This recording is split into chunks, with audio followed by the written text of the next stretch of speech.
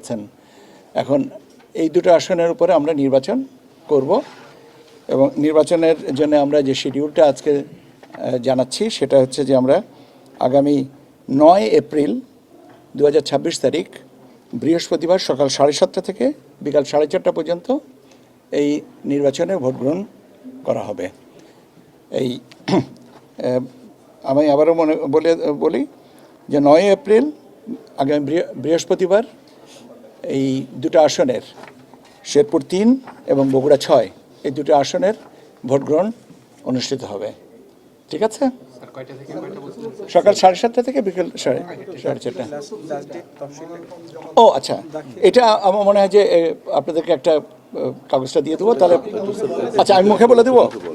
আচ্ছা, এখানে আপনার মনোনয়নপত্র দাখিলের জন্য শেষ তারিখ হচ্ছে 2রা মার্চ।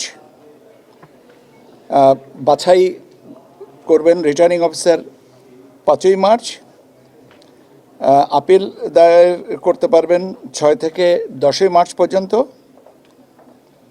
আপিল নিষ্পত্তি হবে 11ই মার্চ।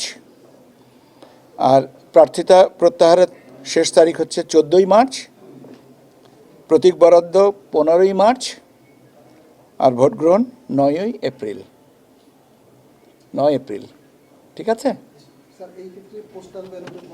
হ্যাঁ, পোস্টাল ব্যালট এবং আইসিপিবি এবং ওসিবি থাকবে।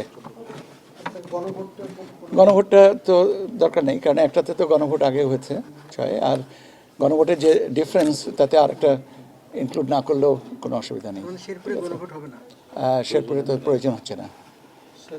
ওকে, ধন্যবাদ আপনাদেরকে। এরপরে যখন স্থানীয় সরকার নির্বাচনের ব্যাপারে যখন সিদ্ধান্ত হবে আমি আপনাদেরকে এসে জানিয়ে দিব। 14 মার্চ প্রার্থিতা প্রত্যাহারের 14ই মার্চ।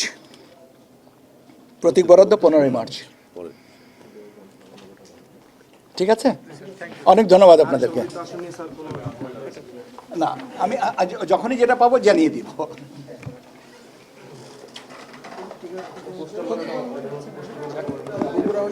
নির্বাচন